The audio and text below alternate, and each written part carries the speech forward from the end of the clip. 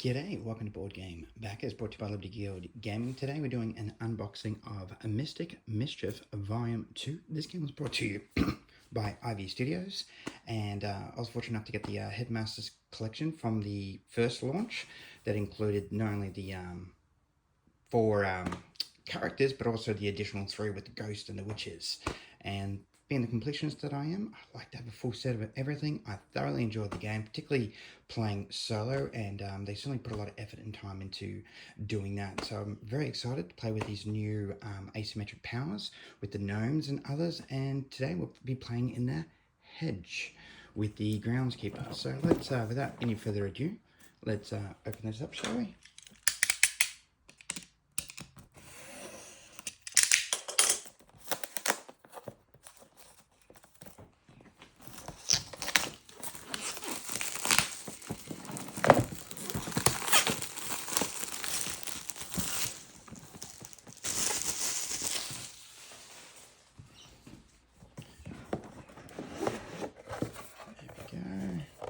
Studios little logo on the back. We have the instructions, fairly similar to the way they've done with the first one. So there's our little groundskeeper, a component list. Over here we got the fairies with its variable setup, well, same setup, sorry, and over here we got the after dark. So rather than after lunch, because we played in the library in the first one, it's after dark, so the groundskeeper's vision's getting a little bit less, so his movements is certainly a lot less than 4, 2 down to 3. We have the appendix. Oh wow, from the first volume. That's handy. So with all of the characters in one instructional booklet that talks about each of the variable player powers and how they each work. So that is excellent. Yeah, so they've gone through 2 different instruction manuals, or in the case of the first one, it's 1 instruction manual plus 3 separate ones to cover each of the witches, and some plastic seals over here. We've got some punch boards over here, a little bit cluttered tokens over here. The locations which the groundskeeper can go, so it'll be red on one side, and this purpley type color on the back. So some advertising material for the game Moonrakers and others.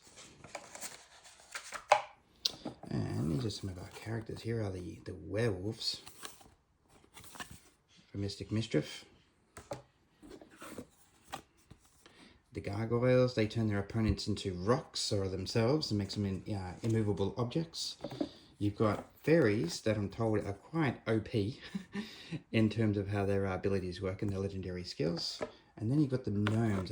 I've noticed that some people really enjoy the gnomes with how they sort of pop in and pop out, bury underground and pop somewhere else in the game. So simply place your dice on these black dots over here. It looks at gnomes, it's a nice little bonus one over here. And then you slowly upgrade as you collect tombs. And as your dice goes to the right, you just essentially flip this dice up with a 1 to a 2. And that's how you sort of keep tabs on how things are moving. And this is our hedge maze. The back, and that's the front. Over here, play to 10 points. You got your before dark and your after dark, and your groundskeeper starts in the center. The instructions will allow you to help give you some variable setups. Here are our werewolves.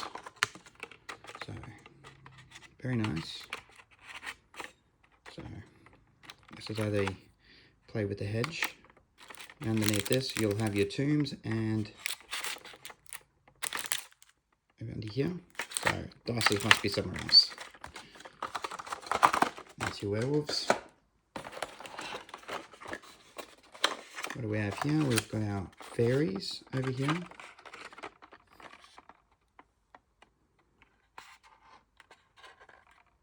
Here we go.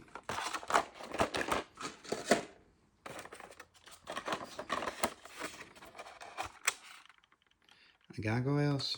Hey, what are you doing there, buddy? Face forward. There we go, so we can have a look at you. So, very nice. They almost look like vampires, to be honest, with their teeth and wings. And we've also got our gnomes.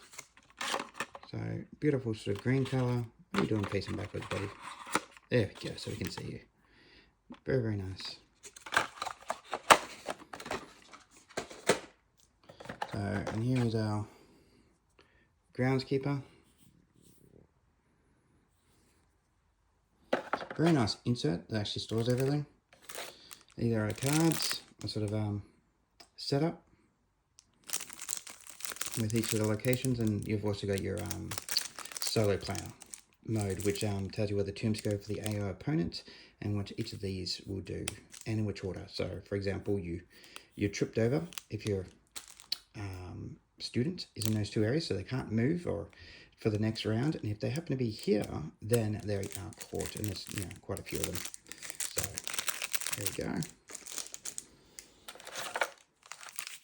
Oh, we've got bases in this one, so I think that's to do with the gargoyle special ability. When he turns people into stone, you put a base on them.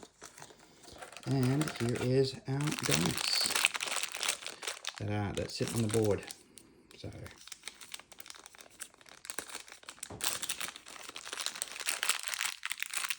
just get a couple out there for you. So there we go.